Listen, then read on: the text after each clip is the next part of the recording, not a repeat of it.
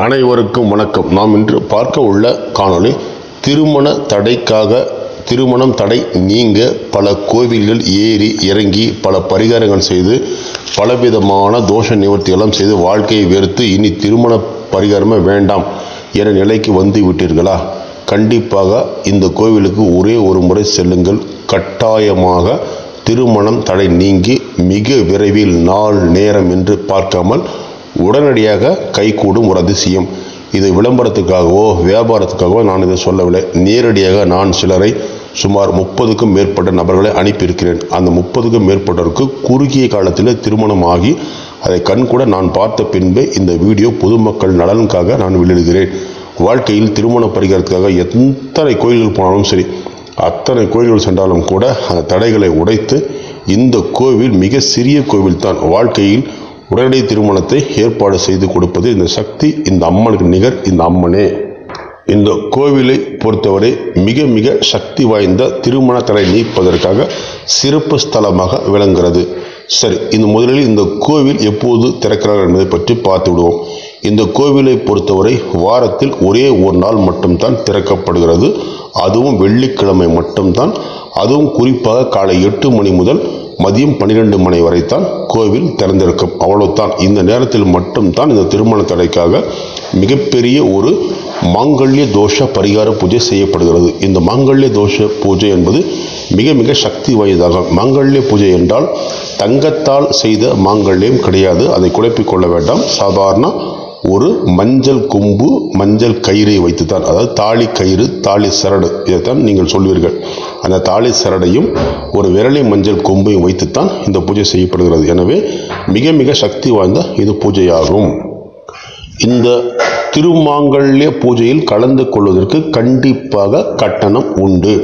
கட்டணம் எவ்வளவு என்பதை வாட்ஸ்அப்பில் குருக்களுக்கு வணக்கம் என்று தகவல் சொன்னால் எப்போது வேண்டுமானாலும் உங்களுக்கு அந்த கோயிலுக்கு செல்லும், அதாவது அதன் முகவரி மற்றும் கோவிலின் கட்டணம், பூஜை பொருள் ஒரு லிஸ்ட்டே உங்களுக்கு உடனடியாக வாட்ஸ்அப்பில் வந்துவிடும். முகவரி என்பது, அதாவது வணக்கம் என்று சொன்னால் போதும், அனைத்து தகவலும் உங்கள் பாக்கெட்டில் இருக்கும். பொதுவாக இந்த கோவிலுக்கு செல்வதற்கு முன்பு புதன்கிழமையே நீங்கள் முன்பதிவு செய்ய வேண்டும். ஏன், எதற்காக என்றால் வாரத்தில் திறப்பது ஒரு நாள் மட்டும்தான், அதுவும் வெள்ளிக்கிழமை மட்டும்தான் என்பதால் கூட்டம் அதிகமாக இருக்கும் என்பதால் ஒரு வரிசைப்படி டோக்கன் நம்பர் கொடுத்து விடுவார்கள். அதன் பின்பு நீங்கள் ஈஸியாக தரிசனம் செய்து கொள்ளலாம். முன்பதிவு செய்வதற்கு கட்டணம் உண்டா என்றால் முன்பதிவு செய்வதற்கு எந்த கட்டணமும் இல்லை. ஆனால் முன்பதிவு செய்துவிட்டால் நீங்கள் கோவிலுக்கு போகாமல் இருந்தால் அது ஒரு தோஷமாக மாறிவிடும். எனவே தயவு செய்து முன்பதிவு செய்வதற்கு முன்பு கோவிலுக்கு போக முடியும் என்பது உறுதி செய்து கொண்டு நீங்கள் முன்பதிவு செய்ய வேண்டும். ஏனென்றால் நீங்கள் முன்பதிவு செய்துவிட்டால் ராசி நட்சத்திரம் உங்கள் பெயரெல்லாம் வைத்து அவர்கள் அம்பாள் பாதத்தில் ஒரு 3 நாட்கள் வரை, புதன் வியாழன் வெள்ளி 3 நாட்கள் தீர்த்தத்தை அம்பாள் பாதத்தில் வைத்திருப்பார்கள். அனைத்து பூஜைகளும் வேத மந்திரங்களும் சொல்லப்பட்டு நீங்கள் அந்த தீர்த்தத்தை வாங்கி செல்ல வர மறுத்து விட்டால் அல்லது வர முடியாமல் போய்விட்டால் அம்பாள் கோபத்திற்கோ அல்லது அம்பாளின் சாபத்துக்கு ஆளாக ஒரு வாய்ப்பு இருக்கிறது. எனவே முன்பதிவு செய்வதற்கு முன்பு யோசனை செய்து சொல்லுங்கள். முன்பதிவு செய்துவிட்டால் அதை ரத்து செய்யக்கூடாது. எனவே தயவுசெய்து முன்பதிவு செய்து பண்ணுங்கள். புதன்கிழமை மட்டும்தான் குருக்கள் ஃபோன் எடுத்து பேசுவார். நீங்கள் முன்பதிவு செய்வதற்கு மட்டும்தான் அவர் ஃபோன் எடுத்து பேசுவார். மற்றபடி எந்த தகவல் உங்களுக்கு வேண்டுமானாலும் வாட்ஸ்அப்பில் வணக்கம் என்றாலே கோயில் முகவரி, கோயிலுக்கான பூஜைக்கான செலவு, எத்தனை மணிக்கு பூஜை, எத்தனை மணிக்கு நீங்கள் வர வேண்டும், என்ன வாங்கி வர வேண்டும், எல்லா தகவலுமே உங்களுக்கு வணக்கம் என்றாலே வந்துவிடும். அதனால் நீங்கள் ஃபோன் செய்வதற்கு வேலையே அங்கே இல்லை. எனவே மிக மிக முக்கியமாக தெரிந்து கொள்ளுங்கள். சரி, இந்த வெள்ளிக்கிழமை நாளில் என்ன அப்படி விசேஷமான பூஜை நடைபெறுகிறது என்பதை பற்றி பார்த்துவிடும். கோவிலின் முகவரி நான் வீடியோவின் இறுதியில் சொல்கிறேன். தயவுசெய்து வீடியோவை முழுமையாக பாருங்கள். மீண்டும் சொல்கிறேன், கோயிலின் முகவரி நான் வீடியோவின் இறுதியில் சொல்கிறேன். முழுமையாக வீடியோவை பாருங்கள். சரி, வெள்ளிக்கிழமை நாளில் இந்த கோவில் மிக விசேஷமாக ஒரு திருமாங்கல்ய பூஜை செய்யப்படுகிறது. இந்த திருமாங்கல்ய பூஜை சாதாரண ஒரு விரலி மஞ்சள் கொம்பையும் ஒரு தாலி சரடையும் வைத்துத்தான் செய்யப்படுகிறது.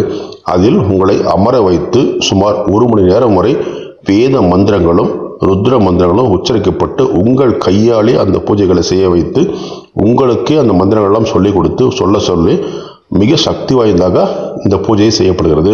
உங்கள் கையால் நேரடியாக நீங்கள் செய்யும்போது நாகதோஷம், சர்ப்பதோஷம், கால சர்ப்பதோஷம், செவ்வாய் தோஷம், புனர்ப்பு தோஷம், தாரா தோஷம், களத்திர தோஷம் என திருமண தடைக்காக இருக்கக்கூடிய எந்த தோஷமாக இருந்தாலும் சரி அந்த தோஷம் அத்துடன் நிவர்த்தி அடைந்துவிடும். அது மட்டும் இல்லாமல் இந்த பூஜையின் முடிவில் மிக சக்தி வாய்ந்த ஒரு தீர்த்தத்தை உங்கள் முகத்தின் மீது தெளிப்பார்கள். அந்த தீர்த்தம் தெளித்து விட்டாலே உங்கள் ஜாதகத்தில் உள்ள தோஷங்கள், நாகதோஷம், சர்ப்பதோஷம், செவ்வாய் தோஷம், களத்திர தோஷம், பிரம்மகத்தி தோஷம், தாரா தோஷம், களத்திர தோஷம், புனர்ப்பு தோஷம், சனி தசை, ராகு தசை, கேது தசை, ராகு கேது ஏற்பட்ட தோஷக்கூடிய எந்த மாதிரி தோஷமாக இருந்தாலும் சரி, அனைத்து தோஷமும் இந்த தீர்த்தம் போட்டவுடன் விலகிவிடும். அதன் பின்பு திருமண தடை நீங்கிவிடும். அதன் பின்பு உங்களுக்கு நாள் நேரம் எதுவுமே கிடையாது. எப்போது வேண்டுமானாலும் அடுத்த நிமிஷமே கூட நடந்து விடலாம். அது அந்த அம்மன் கையில் தான் உள்ளது. நீங்கள் வேண்டும் வேண்டுதலில் உள்ளது. எனவே நிச்சயமாக அந்த கோவிலில் செல்லுங்கள். கண்டிப்பாக உங்களுக்கு திருமண தடை நீங்கி மிக விரைவில் அந்த திருமணம் கைக்கூடி நல்ல வாழ்க்கை அமையும். அது மட்டும் இல்லாமல் இந்த கோவிலை பொறுத்தவரை மண்ணால் ஆன அம்மனாக இருக்கிறார்.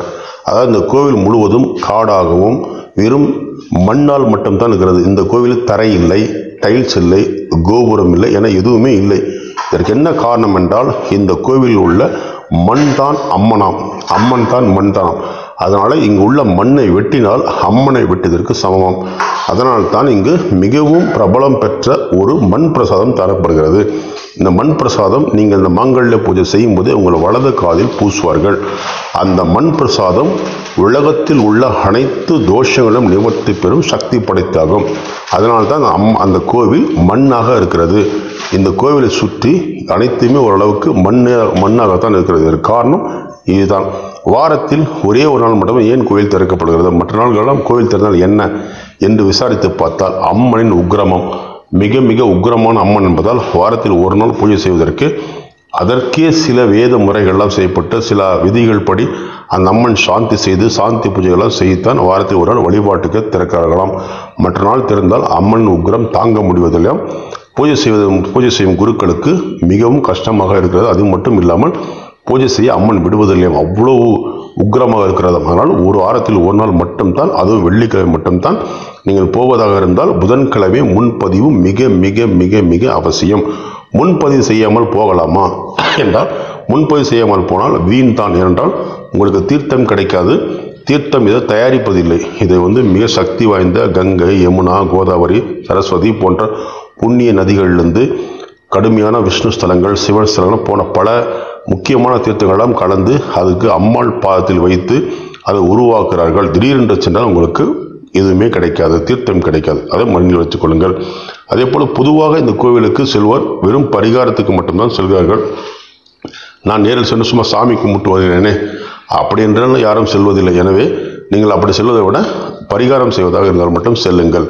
எனக்கு தெரிந்தவரை அதுதான் உண்மை. ஏனென்றால் ஒருவருக்கு பரிகாரம் செய்வதால் நீங்கள் வெறுமனு சாமி கும்பிடும்போது அவர்கள் செய்யும் பரிகாரம் உங்களை தாக்குவதற்கு ஒரு வாய்ப்பு இருக்கிறது. எனவே பரிகாரம் செய்யும் எண்ணம் இருந்தால் அங்கு செல்லுங்கள், அதுவே சிறப்பாக. இது முழுக்க முழுக்க எனக்கு தெரிந்தவரை பரிகார கோவிலாகவே விளங்குகிறது.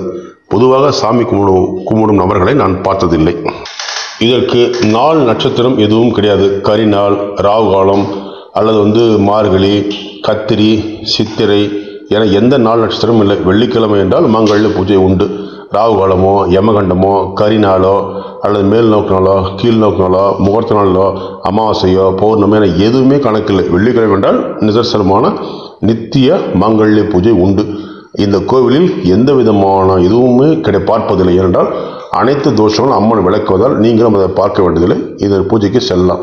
சரி, ஒருவேளை நேரடியாக திருமணம் ஆகாத ஆணோ பெண்ணோ போய் கலந்து கொள்ளலாம். ஒருவேளை நீங்கள் வர முடியவில்லை என்றால் குருக்களே இந்த பூஜை செய்து அனுப்பிவிடுவார். நாங்கள் வெளியூரில் உள்ளோம், வெளி மாவட்டத்தில் இருக்கிறோம், வெளிநாட்டில் இருக்கிறோம், எங்களால் வர முடியவில்லை என்றால் இந்த பூஜையை குருக்களே செய்து உங்களுக்கு பிரசாதத்தை கொரியர் மூலம் உலகத்தில் எங்கு இருந்தாலும் அனுப்பி வைப்பார். அதே போல் இந்த பூஜைக்கு யாரெல்லாம் கலந்து கொள்ளலாம் என்றால் திருமணமாகாத ஆண் பெண்ணுக்காக அப்பா அம்மா கலந்து கொள்ளலாம். இல்லை சம்பந்தப்பட்ட ஆண் பெண் கலந்து கொள்ளலாம். உறவினர்கள் யாராவது அண்ணன், தம்பி, மாமன், மச்சான் என யாராவது ஒருவர் அவர் சார்பாக கலந்து கொள்ளலாம். எந்த பிரச்சனையும் இல்லை. ஆனால் வருவதற்கு முன்பு கட்டாயம் முன்பதிவு செய்ய வேண்டும். முன்பதிவு செய்யவேண்டால் சாமி தரிசனம் செய்ய முடியாது என்பதை தெளிவாக தெரிந்து கொள்ளுங்கள். தீர்த்தம் கிடைக்காது. மிக மிக முக்கியமாக பார்த்து கொள்ளுங்கள். சரி, இந்த கோவில் முகவரி பற்றி நாம் பார்த்து விடுவோம். இது திருப்பத்தூர் மாவட்டம், திருப்பத்தூர் நகர எல்லையிலிருந்து தர்மபுரி சாலையில் செல்லும் வழியில் சுமார் 7 கிலோமீட்டர் தொலைவில் உங்களுக்கு குனிச்சி என்ற இடத்தை அடுத்தபடியாக பள்ளிப்பட்டு ஸ்டாப்பிங் என்ற பெயராகும். இந்த இடத்தில் நீங்கள் இதற்கு நேரடியாக ஷேர் ஆட்டோ வசதி இருக்கிறது. கோவில் வாசலை இறக்கி விடுவார்கள். நீங்கள் இறங்கி திரும்பி பார்த்தவுடன் ஈஸியாக கோவில் தெரிந்துவிடும்.